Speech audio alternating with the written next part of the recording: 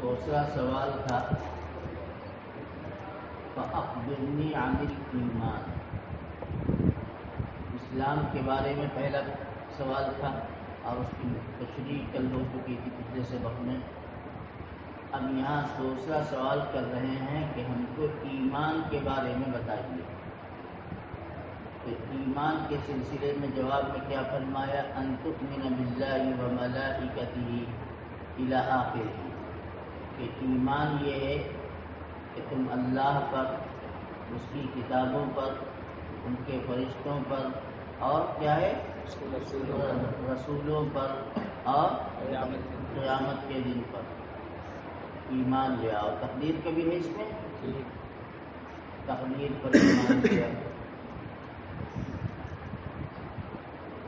پہلا سوال اسلام کے متعلق تھا، دوسرا سوال ایمان کے متعلق، یعنی دوسرے لفظوں میں یوں کہہ لو کہ پہلا سوال اعمال کے متعلق تھا اور دوسرا سوال عقیدے سے متعلق، اس لیے کہ ایمان کی تفصیل آ چکی ہے کہ ایمان عقیدے کا نام ہے اور عقیدہ قلب کے اندر ہوتا ہے، اور اسلام اعمال کا نام ہے اور اعمال کا تعلق اعضاء و جوارح سے ہوتا ہے۔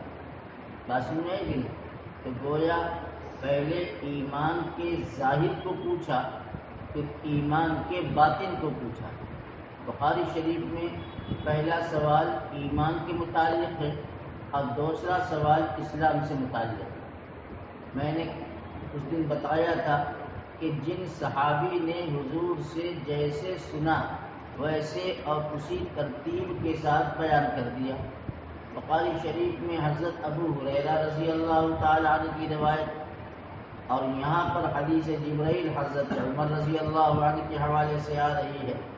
تو یہی کہا جا سکتا ہے کہ آقا نے جب جیسے بیان کیا صحابہ نے اسی طریقے پر اسے نقل کیا، اور دونوں کے اندر یعنی دونوں سوالوں کے اندر مناسبت اور تطبیق بھی بالکل واضح ہے، اس لیے کہ کامل دین اسی وقت ہوگا جب باطن بھی درست ہو اور ظاہر بھی درست ہو۔ اگر ظاہر صحیح ہے باطن خراب ہے تو بھی ایمان نہیں، اور اگر باطن صحیح ہے اور ظاہر خراب ہے تو بھی ایمان کے اندر کمال نہیں پیدا ہوتا۔ بات سمجھ آئی کہ نہیں؟ لہذا مسلم شریف کی حدیث میں پہلا سوال تھا اسلام سے متعلق جو ظاہر کی درستگی کا نام ہے، اور دوسرا سوال ہے ایمان کے متعلق جو باطن کی درستگی کا سوال ہے۔ بات سمجھ آئی کہ نہیں؟ اور جب دونوں اپنے کمال کو پہنچتے ہیں تو ایمان کمال کو پہنچتا ہے۔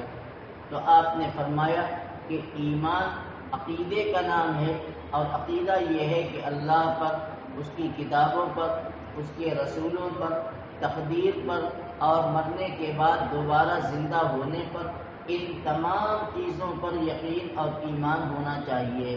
بات سنیں کہ یہاں سے ایک بات اور واضح ہو گئی کہ حضرت امام ابو حنیفہ رحمۃ اللہ علیہ جو فرماتے ہیں کہ ایمان بسیط ہے اور ایمان اصل میں نام ہے تصدیق بالجنان کا، اس سے یہ بات معلوم ہو گئی۔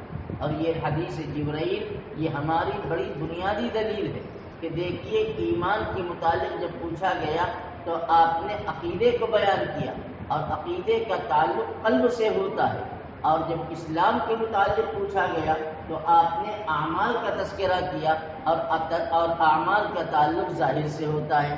معلوم یہ ہوا عقیدہ اور ہے، ایمان اور ہے۔ نہیں سمجھ میں آئی بات؟ تو یہ ہماری بڑی بنیادی دلیل ہے حدیث جبرائیل کے یہ ٹکڑا۔ بہرحال اس کے بعد تیسرا سوال ہے اخبرنی عن الاحسان، ہم کو احسان کے متعلق کچھ بتائیے۔ تو رسول اللہ صلی اللہ علیہ وسلم نے اس کے جواب میں فرمایا کہ احسان کی حقیقت یہ ہے کہ ان تعبد اللہ کأنک تراہ فإن لم تکن تراہ فإنہ یراک، کہ تم اللہ کی عبادت اس طریقے پر کرو گویا تم اللہ کو دیکھ رہے ہو. فَإِن لَمْ تَكُنْ، اور اگر تم اللہ کو نہیں دیکھ رہے ہو یا خدا کو نہیں دیکھ سکتے تو کم از کم تمہارے دل میں یہ یقین ہونا چاہیے کہ اِنَّهُ یراک، کہ اللہ تمہیں دیکھ رہا ہے. بات سمجھ آئے گی نہیں؟ اللہ تمہیں دیکھ رہا ہے. محدثین نے اس ٹکڑے پر بڑی تفصیلی گفتگو کی. وہ بخاری کے اندر بھی یہ روایت آ چکی ہے، تمہیں بتا دیا ہوگا وہاں پر انہوں نے کہ احسان کے متعلق پوچھا گیا. احسان کیا چیز ہے؟ احسان کے معنی اصل میں آتے ہیں اعمال میں نکھار کے، اس لیے کہ احسان حسن سے بنا ہے اور حسن کے معنی خوبصورتی اور نکھار کے آتے ہیں. بات سمجھ آئے کہ نہیں؟ تو احسان کا مطلب یہ ہے کہ اعمال کے اندر نکھار کیسے پیدا ہوگا، یعنی عمل کے اندر وہ چیز پیدا ہو جو عند اللہ محبوبیت اور قبولیت جس کے ذریعے حاصل ہو سکے. یہ سوال ہو رہا ہے. اور اس تیسرے سوال کا ماقبل سے ربط کیا ہے پہلے اسے سمجھو پھر احسان کو بتاتا ہوں. تیسرے سوال کا یعنی احسان کا ماقبل سے ربط یہ ہے کہ سائل نے پہلے اسلام کے بارے میں پوچھا، پھر ایمان کے بارے میں پوچھا. تو اب وہ یہ کہتا ہے کہ اے اللہ کے پیغمبر، ہمیں یہ تو معلوم ہو گیا کہ عقیدہ کیا ہے اور عمل کیا ہے، یہ تو آپ نے بتا دیا. یعنی ظاہر کیسا ہونا چاہیے اس کو اسلام کے ذریعے بتا دیا، باطن کیسا ہونا چاہیے اس کو ایمان کے ذریعے آپ نے بتا دیا. لیکن اب میں آپ سے یہ پوچھنا چاہتا ہوں کہ آپ ہمیں یہ بتائیے کہ اعمال کے اندر نکھار اور حسن کیسے پیدا ہوگا تاکہ اللہ تعالیٰ کے نزدیک ہمارا وہ عمل محبوبیت اور مقبولیت کی سند حاصل کر لے. بات میں ہے کہ نہیں؟ تو گویا سائل یہاں بڑی خوبصورتی کے ساتھ پوچھ رہا ہے کہ اعمال کی مقبولیت کا دار و مدار کیا چیز ہے. بات سمجھ آئے کہ نہیں؟ ظاہر و باطن تو آپ نے بتا دیا اسلام اور ایمان کے ذریعے، لیکن یہ بتائیے کہ اعمال کے اندر حسن اور خوبصورتی اور مقبولیت کیسے پیدا ہوتی ہے، جس کے بارے میں اللہ تعالیٰ نے قرآن کریم میں جگہ جگہ بیان فرمایا. سائل یہ پوچھنا چاہتا ہے کہ اللہ تعالیٰ نے قرآن میں جگہ جگہ کہا ان رحمت اللہ قریب من المحسنین، اللہ کی رحمت احسان کرنے والوں کے نزدیک ہوتی ہے. اسی طرح سے اللہ تعالیٰ نے فرمایا ان اللہ یحب المحسنین، اللہ تعالیٰ احسان کرنے والوں کو پسند فرماتے ہیں. اسی طریقے سے قرآن میں اللہ تعالیٰ نے حسن کے بارے میں فرمایا وَمَنْ أَحْسَنُ قَوْلًا مِّمَّنْ دَعَا إِلَى اللَّهِ، اس سے اچھی اور اس سے نکھری ہوئی بات کس کی ہو سکتی ہے جو اللہ کی طرف لوگوں کو دعوت دے. قرآن میں اللہ نے فرمایا لِلَّذِينَ أَحْسَنُوا الْحُسْنَى وَزِيَادَةٌ. دیکھیے ان تمام آیات کے اندر حسن کو بیان کیا جا رہا ہے اور احسان کو بیان کیا جا رہا ہے. تو سائل یہ پوچھنا چاہتا کہ اے پیغمبر ہمیں یہ بتائیے کہ اللہ تعالیٰ جو قرآن میں جا بجا حسن کی اور احسان کی ترغیب دے رہے ہیں اور احسان کی تعریف کر رہے ہیں، تو یہ بتائیے کہ وہ احسانی کیفیت پیدا کیسے ہوتی ہے. ہم آپ سے یہ پوچھنا چاہتے ہیں کہ اللہ کی محبت حاصل ہو جائے، اللہ کی معیت حاصل ہو جائے اور اللہ تعالیٰ اس عمل کو اپنی بارگاہ صمدیت میں شرف قبولیت سے نواز دیں. تو یہ احسانی کیفیت کیسے حاصل ہوگی؟ تو آپ نے اس کے جواب میں فرمایا یہ تقریر میری ذہن میں رکھو تو اس سے ماقبل کے سوالوں سے ربط معلوم ہو جائے گا. میں دیکھو ہر سوال کا ربط بھی بتاتا چل رہا ہوں اور یہی پوچھوں گا اسی طرح سے.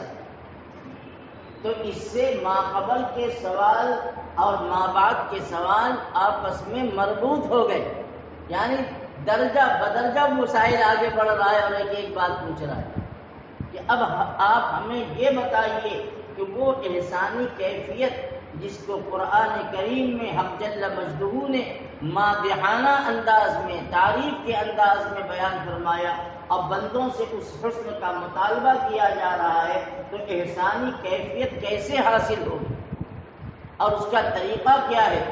آقا نامدار علیہ الصلوۃ والسلام نے اس کے جواب میں بڑی عمدہ بات فرمائی،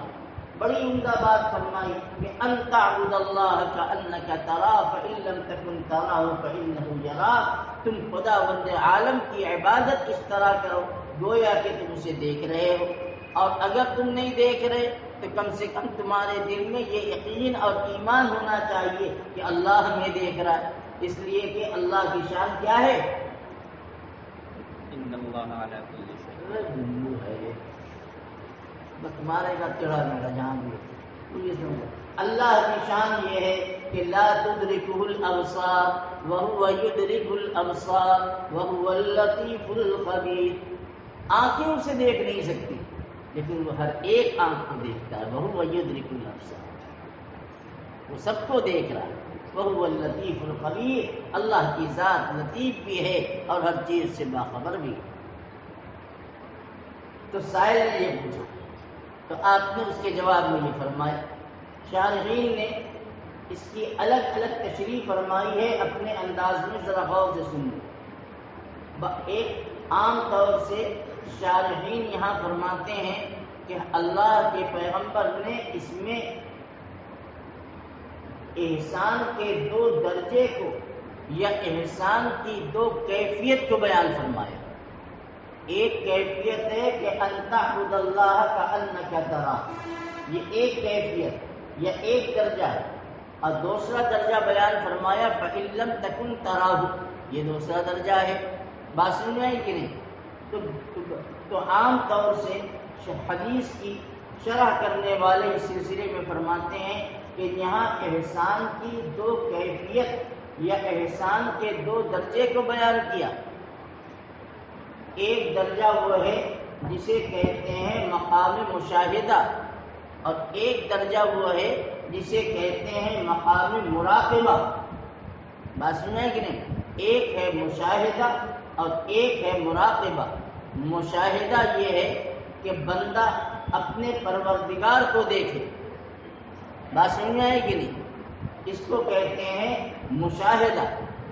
اب مقام مراقبہ یہ ہے کہ بندہ ہمہ وقت اپنے دل میں اس تصور کو زندہ رکھے کہ ہم کہیں بھی ہوں گے اللہ کی نظر سے بچ نہیں سکتے، اللہ کی نظر ہم پر لگی ہوئی ہے، اللہ ہمیں دیکھ رہے، ہم جلوت میں ہوں، خلوت میں ہوں، دن کے اجالے رات کے اندھیرے میں ہوں، کہیں بھی ہوں، اللہ کی نظر سے ہم بچ نہیں سکتے، اللہ ہمیں دیکھ رہے۔ بات سمجھ میں ہے کہ نہیں؟ تو اس کو کہتے ہیں مقام مراقبہ۔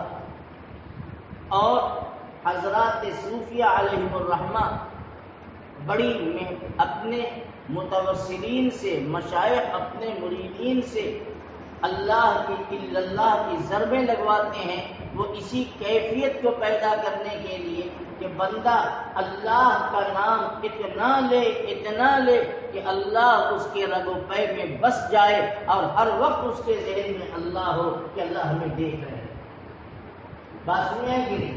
تو ایک طبقہ وہ ہے جس کو کہتے ہیں مقام مشاہدہ۔ تو ان تعبد اللہ کأنک تراہ میں مقام مشاہدہ کو بیان کیا گیا کہ تم اللہ کی عبادت اس طریقے پر کرو کہ گویا تم خدا کو دیکھ رہے ہو، اسے کہتے ہیں مقام مشاہدہ۔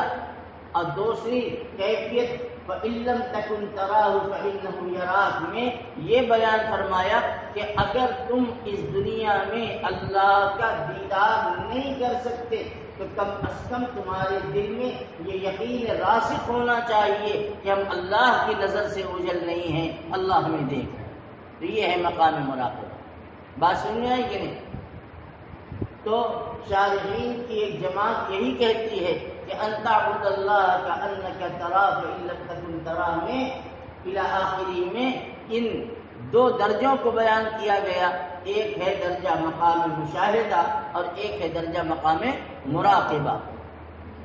ہمارے بزرگوں میں حضرت گنگوہی رحمۃ اللہ علیہ، حضرت مولانا رشید احمد صاحب گنگوہی قدس سر العزیز نے بڑی عمدہ بات فرمائی۔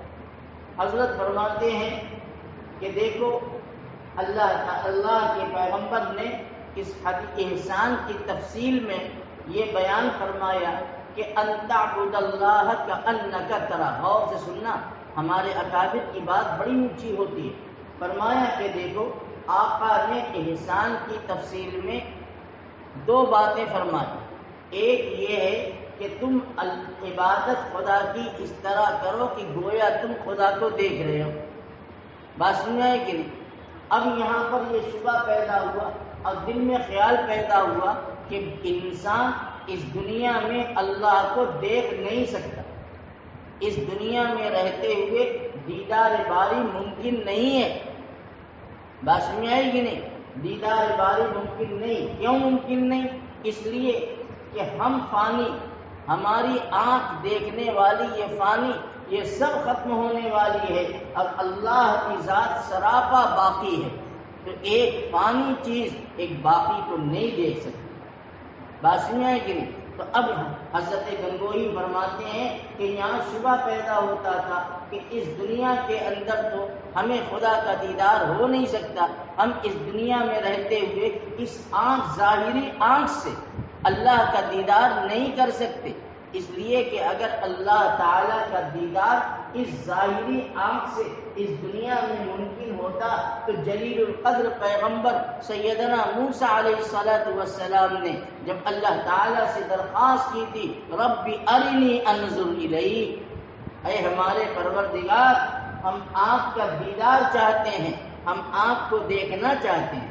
حضرت موسیٰ نبی ہیں اور ایسے ویسے نہیں، اولو العزم پیغمبر ہیں، جلیل القدر پیغمبر ہیں، اور انہوں نے اللہ سے یہ دعا مانگی تھی رب ارنی انظر الیک، اے ہمارے پروردگار میں آپ کا دیدار کرنا چاہتا ہوں۔ تو اللہ نے کیا جواب میں فرمایا؟ قال لن ترانی، اے موسیٰ اس دنیا میں رہتے ہوئے تم ہمیں دیکھ نہیں سکتے، لیکن نبی تھے، درخواست کی، اللہ تعالیٰ نے ایک تدبیر بتائی۔ اب کیا فرمایا؟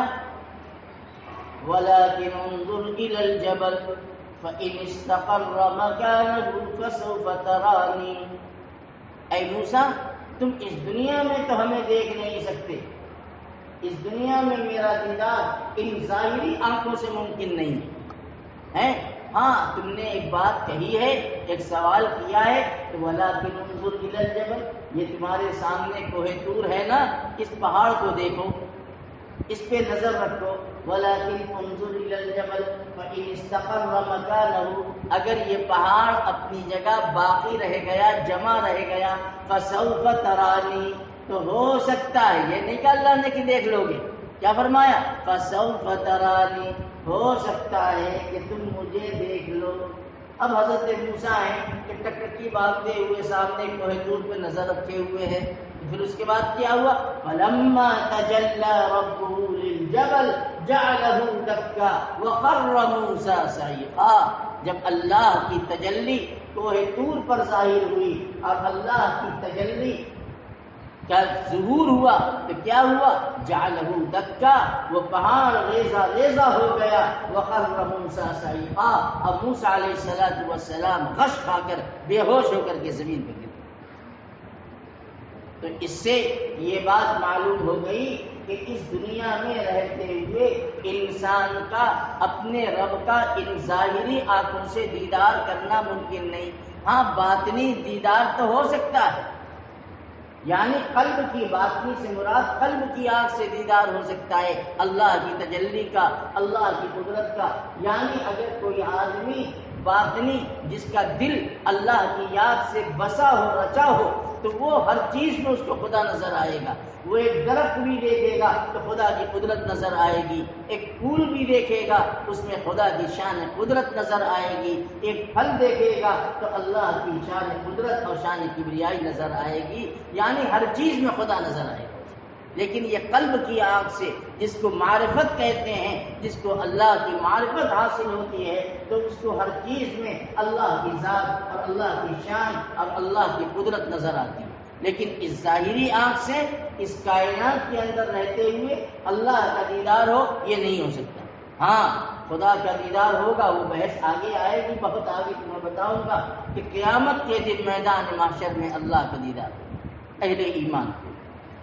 دنیا کے اندر دیدار ممکن نہیں۔ بہرحال تقریر لمبی ہو گئی، میں عرض حضرت گنگوہی رحمۃ اللہ علیہ کی بات کر رہا تھا کہ حضرت گنگوہی قدس سرہ فرماتے ہیں کہ حدیث میں کا پہلا ٹکڑا ہے ان تعبد اللہ کأنک ترا، کہ تم اللہ کی عبادت اس طریقے پر کرو گویا کہ تم خدا کو دیکھ رہے ہو۔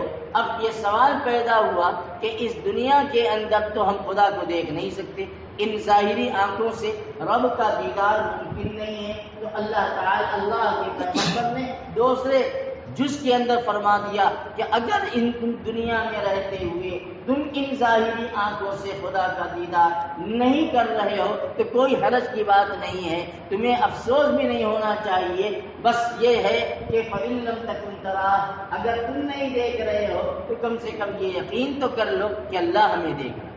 اور اصل یہی ہے، اصل یہی ہے۔ دیکھو نوکر کا، ملازم کا اپنے مالک کو دیکھنا یہ اصل نہیں ہے، اصل یہ ہے کہ ملازم کے دل میں یہ بات ہو کہ مالک میرا مجھے دیکھ رہا ہے۔ جب ملازم کے دل میں یہ یقین ہو کہ ہم جو کام کر رہے ہیں، جس ڈیوٹی پر مالک نے لگایا ہے، مالک اپنے کمرے میں بیٹھے ہوئے اور جو ہے سرکٹ ٹی وی کے ذریعے مجھے ایک نقل حرکت کو دیکھ رہا ہے اور اسکرین پر میرا سب عمل آ رہا ہے، تو ملازم ٹھیک کام کرے گا، صحیح کام کرے گا، اس لیے کہ اس کو ڈر ہے کہ ہم کام کر رہے ہیں، مالک اپنے آفس میں بیٹھا ہوا ہے لیکن اس کے سامنے اسکرین ہے اور وہ میرے ہر عمل کو اسکرین پہ دیکھ رہا ہے۔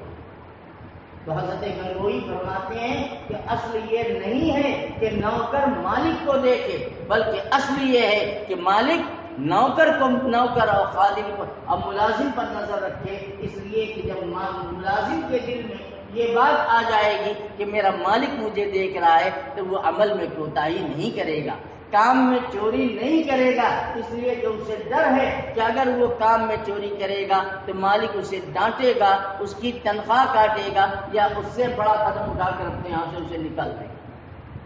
نہیں سمجھ میں آئی بات؟ تو حضرت گنگوہی قدس سرہ فرماتے ہیں کہ اگر کہ اس حدیث کے اندر جو کچھ بیان کیا گیا، لیکن اصل یہی ہے کہ مالک کی نظر اپنے بندے پر یا اپنے ملازم پر جمی ہو تو عمل کے اندر کوئی کوتاہی، کوئی کمزوری نہیں ہوتی، اور ہر مومن کے دل میں یہ بات ہونی چاہیے کہ ہم کہیں بھی رہیں گے اللہ کی نظر سے بچ نہیں سکتے۔ بات سنیے کہ نہیں، اللہ کی نظر لگی ہوئی ہے، اس لیے کہ وہ یدرک الابصار، اللہ کی شان یہ ہے کہ وہ ہر چیز کو، ہر آن، ہر مکان، ہر لمحہ وہ دیکھتا ہے۔ یہ نہیں ہے کہ یہاں دیکھ رہا ہے تو وہاں نہیں دیکھ رہا ہے، وہاں دیکھ رہا ہے تو وہاں نہیں دیکھ رہا ہے، بلکہ اللہ جو ہے ہر آن، ہر مکان، ہر چیز اس کی نظر میں ہے، اس کی احاطہ قدرت میں ہے۔ نہیں سمجھ میں آئی بات؟ تو حضرت گنگوہی قدس سرہ کی بات بڑی اعلیٰ درجے کی ہے، حضرت نے یہی فرمایا۔ بات سنی آئی کہ نہیں؟ تو اب اس تقریر کی روشنی میں جو پہلی تشریح میں نے کیا تھا اب وہ تشریح نہیں رہے گی، یعنی حضرت گنگوہی کے مطابق اب اس حدیث کے اندر دو جز نہیں ہے، مقام مراقبہ، مقام مشاہدہ، بلکہ یہ ہے کہ پہلا جز ممکن نہیں تھا تو اب شبہ پیدا ہوا کہ جب ہم خدا کو نہیں دیکھ سکتے تو پھر کیسے کیا ہوگا؟ فرمایا کیا حرج ہے، تم نہیں دیکھ رہے ہو تو تمہارا دیکھنا اصل نہیں ہے، مالک اندھا ہے تمہارے سامنے بیٹھا ہوا ہو تو تم مالک کو دیکھ رہے ہو لیکن کام میں چوری کر لو گے، اس لیے مجھے نظر تو آتا ہے۔ اصل کیا ہے؟ اصل یہ ہے کہ مالک اپنے ملازم پہ نظر رکھے ہوئے ہو تو مالک جب ملازم پہ نظر رکھتا ہے تو ملازم کے کام میں کوئی غفلت نہیں۔ تو اصل یہ ہے کہ بندے کو یہ بتایا جا رہا ہے کہ تم اپنے دل کے اندر یہ یقین رکھو کہ انہ یراک، کہ اللہ تمہیں دیکھ رہا ہے۔ نہیں سمجھ میں آئی؟ ایک تشریح یہ ہے جو ہمارے بزرگوں میں حضرت گنگوہی نے فرمایا۔ تیسری تشریح ان تعبد اللہ کأنک تراہ، تیسری تشریح جو حضرات صوفیہ رحمہم اللہ نے فرمائی۔ صوفیہ حضرات جو خانقاہوں میں رہتے ہیں، جو زمین کے نیچے اور آسمان کے اوپر کی بات کرتے ہیں، بڑی اونچی بات کرتے ہیں، اس لیے کہ ان کی زندگی کا مقصد بس اللہ کا ذکر، اللہ کا فکر، اللہ کی یاد ہو۔ تیری یاد جس کی حیات ہو، اسے کیا مٹائیں گی گردشیں، جو تیری تلاش میں کھو گیا اسے آپ نہ پتہ نہیں۔ تو حضرات صوفیہ رحمہم اللہ یہ بڑے اونچے لوگ ہیں، ہر وقت اللہ کا دھیان ذکر و فکر میں لگے رہتے ہیں۔ انہوں نے اپنے مزاج کے مطابق اس ٹکڑے کی تشریح فرمائی اور بڑی عمدہ تشریح ہے۔ اگرچہ فنی اعتبار سے، نحوی اور صرفی قواعد کے اعتبار سے ان کی بات فٹ نہیں بیٹھتی، لیکن بات یہ ہے کہ ہر آدمی اپنے مقام سے بولتا ہے۔ صوفیہ کرام کا جو مقام ہے وہ اپنے مقام سے بولتے ہیں۔ معلوم ہے یہ جملہ کس کا ہے؟ جو میں نے کہا کہ ہر آدمی اپنے مقام سے بولتا ہے، یہ رئیس المحدثین حضرت علامہ انور شاہ کشمیری قدس سرہ کا جملہ ہے۔ حضرت فرمایا کرتے تھے کہ ہر آدمی اپنے مقام سے بولتا ہے۔ ابن حجر جب بخاری پر گفتگو کرتے ہیں اپنے مقام سے کرتے ہیں، بدر عینی جب گفتگو کرتے ہیں تو اپنے مقام سے کرتے ہیں، قسطلانی جب گفتگو کرتے ہیں بخاری میں چلا میرا عجیب الگ رنگ ہے بخاری والا۔ بہرحال تو میں یہ کہہ رہا تھا کہ یہ جملہ حضرت شاہ صاحب علیہ الرحمہ کا ہے کہ ہر آدمی اپنے مقام سے بولتا ہے۔ تو حضرات صوفیہ کا ایک مقام ہے، وہ اپنے مقام سے بولتے ہیں۔ انہوں نے اس کی عجیب و غریب تشریح کی ہے، میں چاہتا ہوں کہ وہ بھی تمہیں بتا ہی دوں۔ وہ فرماتے ہیں کہ دیکھو حدیث کا پہلا ٹکڑا ہے ان تعبد اللہ کأنک تراہ، تم اللہ کی عبادت کس طرح کرو گویا کہ تم خدا کو دیکھ رہے ہو۔ غور سے سنو، بڑی عمدہ بات ہے۔ فرمایا کہ پہلا ٹکڑا یہ ہے۔ تو اب سوال یہ پیدا ہوا کہ ہم اللہ کو دیکھیں کیسے؟ تو حضرات صوفیہ اکرام فرماتے ہیں کہ اس حدیث کے دوسرے ٹکڑے میں اللہ کے دیدار کا طریقہ بیان کیا۔ پہلے ٹکڑے میں تو یہ کہا گیا کہ تم عبادت اس طرح کرو کہ خدا کو دیکھ رہے ہو۔ اب سوال یہ پیدا ہوتا ہے کہ خدا کو کیسے دیکھ رہے ہیں؟ تو دوسرے ٹکڑے میں اس دیدار کا طریقہ بتایا گیا اور وہ فرماتے ہیں فَإِن لَمْ تَكُن، نحوی اصول اور قاعدے کے اعتبار سے کانا اور اس کے مشتقات یہ افعال ناقصہ میں سے۔ اب اتنا تو جانتے ہو کہ میں نے کہہ دیا تب تو جان ہی لوگے، پوچھتے تب نہ پتا چلتا کیا جاتے اتنا جانتے ہو۔ بہرحال یہ نحوی اصول ہے کہ کانا اور اس کے مشتقات کیا ہیں؟ افعال ناقصہ میں سے۔ یہ تم لوگ ہدایت نامہ وغیرہ میں پڑھ چکے ہوگے، افعال ناقصہ میں سے۔ لیکن وہ کہتے ہیں کہ تھوڑی دیر کے لیے فَإِن لَمْ تَكُن کانا کو تامہ مان لو۔ کیا مان لو؟ تامہ۔ حالانکہ اصول کے اعتبار سے تو ناقصہ ہے، لیکن تھوڑی دیر کے لیے بالفرض فَإِن لَمْ تَكُن میں جس کا مادہ کانا ہے، کانا سے تکن بنا ہے، تو اس کو تم تامہ مان لو۔ اب جب اس کو تامہ مانو گے تو معنی بدل جائے گا۔ اب کہتے ہیں کہ اس کا معنی یہ ہو جائے گا کہ پہلے جز میں فرمایا گیا کہ تم خدا بند قدوس کی عبادت اس طریقے پر کرو گویا کہ تم خدا کو دیکھ رہے ہو۔ اب خدا کو کیسے دیکھیں؟ دوسرے جملے میں اس کا طریقہ بتایا گیا فَإِن لَمْ تَكُن، بس اگر تم کچھ نہ رہو گے، فَإِن لَمْ تَكُن اگر تم کچھ نہ رہو گے تراہو تو اللہ کو دیکھ لو۔ تو گویا صوفیہ اکرام فرماتے ہیں کہ یہاں پر حدیث میں فرمایا گیا کہ رب العالمین کے تمہارے اور رب العالمین کے دیدار کے درمیان یہ تمہارا وجود حائل ہے۔ اگر تم اپنے وجود کو فنا فی اللہ کر دو تو خدا تو ہر جگہ ہے، خدا کو تم دیکھ لو۔ یہ صوفیہ اکرام فرماتے ہیں۔ یعنی یہ تمہارا، جیسے کہا جائے کہ کوئی دیوار حائل ہو تو ادھر کی چیز نظر نہ آئے، تو یہ کہا جائے کہ اگر تم ادھر کی چیز دیکھنا چاہتے ہو تو اس دیوار کے آڑ کو یا دروازے کے آڑ کو ہٹا دو، تمہیں وہاں تک نظر آنے لگے گا۔ جیسے کہا جاتا ہے، اسی طرح سے وہ کہتے ہیں رب العالمین کے دیدار اور تمہاری ذات کے درمیان یہ تمہارا کثیف وجود ہے جو حائل ہے۔ اگر تم اپنا وجود ختم کر دو، یعنی جس کو کہتے ہیں جو صوفیہ کی زبان میں فنا فی اللہ ہو جاؤ، اللہ کی ذات و صفات میں اپنے آپ کو فنا کر دو، تو پھر اس کے بعد یہ ہوگا جب تم فنا کر دو گے تو اللہ تمہارے سامنے ہوگا۔ نہیں سمجھ میں آئی بات؟ یہ صوفیہ کرام نے اپنے مزاج کے مطابق اس کی تشریح کی حالانکہ بات بڑی اونچی ہے، اگرچہ نحوی قاعدے کے اعتبار سے نہیں بیٹھتی۔ یعنی انہوں نے کانا کو کیا مان لیا؟ تامہ مان لیا تھوڑی دیر کے لیے، اور جب تامہ مان لو گے تو اس کا ترجمہ یہی ہوگا کہ فَإِن لَّمْ تَكُن، بس اگر تم کچھ نہ رہو گے تو تراہم اس کی خبر آ گئی، یعنی تم اسے دیکھ لو گے۔ نہیں سمجھ آئے گا؟ بہرحال یہ جملہ ان تعبد اللہ کأنک تراہ فإن لم تکن تراہ فإنہ یراک، محدثین فرماتے ہیں کہ یہ جوامع الکلم میں سے، جوامع الکلم جانتے ہو؟ تمہیں بتایا کیا ہے جوامع الکلم؟ لفظ مختصر ہو اور اس کے معنی زیادہ۔ جی، اسی کو جوامع الکلم کہتے ہیں، جس میں الفاظ تو بہت مختصر ہیں لیکن اپنے معنی کی گہرائی، گیرائی اور وسعت کی بنیاد پر وہ بحر ناپیدا کنار ہو۔ بات سمجھ آئے گی نہیں؟ بحر ناپیدا کنار ہو۔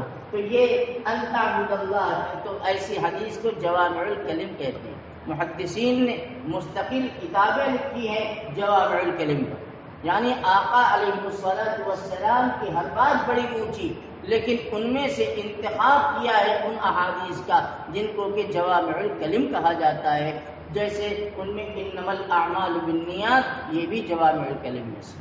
اسی طریقے سے یہ ٹکڑا ان تعبد اللہ کأنک تراہ الی آخرہ، یہ جوامع الکلم میں سے۔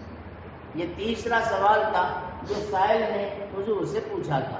اس کے بعد کیا ہے؟ فأخبرنی عن الساعة، فأخبرنی عن الساعة، چوتھا اور آخری سوال ایک طرح سے کہ اچھا ایمان بھی ہم جان گئے، اسلام بھی جان گئے، احسانی کیفیت بھی ہمیں معلوم ہو گئی، اب یہ بتائیے کہ قیامت کب آئے گی؟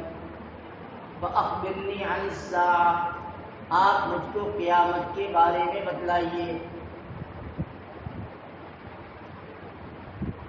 یہاں اصل گفتگو سے پہلے ایک بات ذکر کر دوں کہ قیامت کو عربی میں ساعت کیوں کہتے ہیں؟ اس لیے کہ جتنی لغت اٹھا کر دیکھو گے تو کہیں ساعت کے معنی قیامت نہیں لکھا ہے، لمحوں کے لکھا ہے، سیکنڈوں کے لکھا ہے۔ بات نہیں صحیح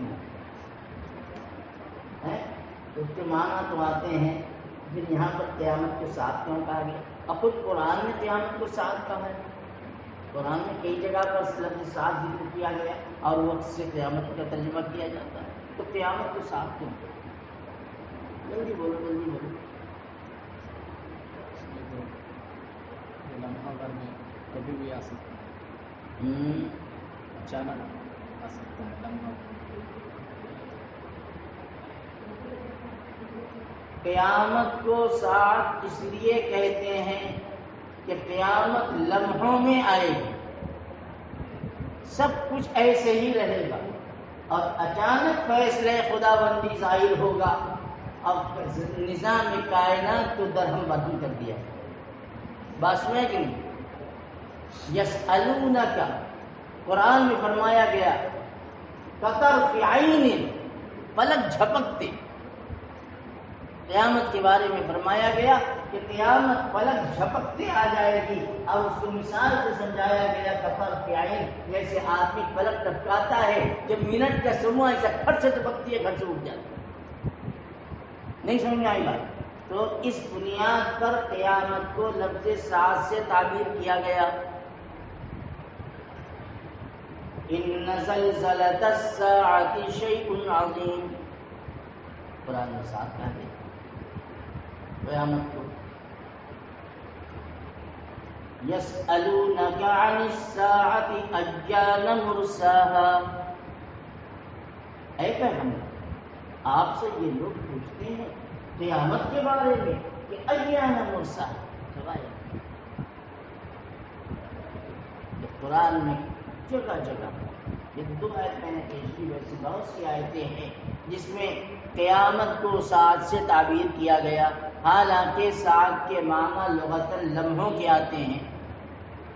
تو قیامت کو ساعت اسی بنیاد پر اور اسی مناسبت سے کہا گیا۔ یہ درمیانی بات تھی تو اب سائل پوچھ رہا ہے فَأَخْبِرْنِي عَنِ السَّاعَةِ. بخاری شریف کی روایت میں لفظ بدلا ہوا ہے. وہاں پر یہ ہے کہ متی الساعة، یہ بتلائیے کہ قیامت کب آئے گی. اور یہاں پر فرمایا پوچھا جا رہا ہے کہ اخبرنی عن الساعة، ہمیں قیامت کے بارے میں کچھ بتلا دیجیے. رسول اللہ صلی اللہ تعالی علیہ وسلم نے اس کے جواب میں کیا فرمایا؟ مَا الْمَسْئُولُ عَنْهَا بِأَعْلَمَ مِنَ السَّائِلِ. مسئول عنہ سائل سے زیادہ کچھ نہیں جانتا.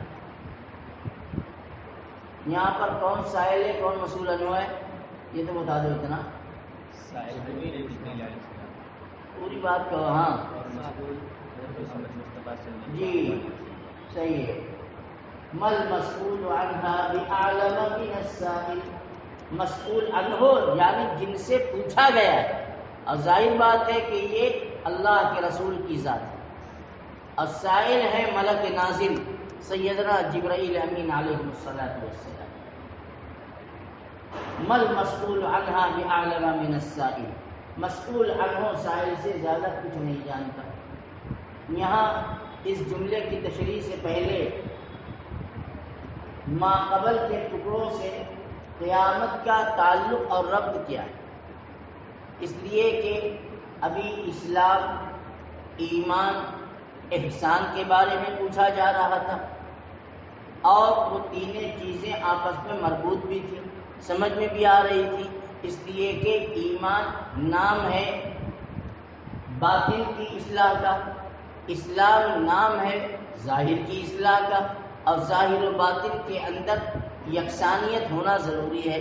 اب پھر اس کے تیسرا سوال کیا احسان کا، تو احسان کہتے ہیں اعمال کے حسن و جمال کو، اعمال کے نکھار کو. سائل نے یہ پوچھا کہ اعمال کے اندر نکھار کیسے پیدا ہوتا ہے جس سے خدا بند قدوس کی محبوبیت آتی ہے. یہ تینوں سوال تو آپس میں ایک دوسرے سے جڑے ہوئے ہیں، مربوط ہیں، سمجھ میں ان کا ربط بھی سمجھ میں آتا ہے. لیکن یہ چوتھا سوال جو قیامت کے متعلق ہے بظاہر اس کا ماقبل کے سوالات سے کوئی ربط سمجھ میں نہیں آتا کہ سائل نے قیامت کے بارے میں کیوں پوچھ لیا. تو اس سلسلے میں علماء اکرام کی بڑی تشریحات ہیں اور جس میں تفصیل ہے میں انشاءاللہ کچھ بتاؤں گا. پھر اس کے بعد مَا الْمَسْئُولُ عَنْهَا بِأَعْلَمَ مِنَ السَّائِلِ کی بھی کچھ وضاحت کروں گا.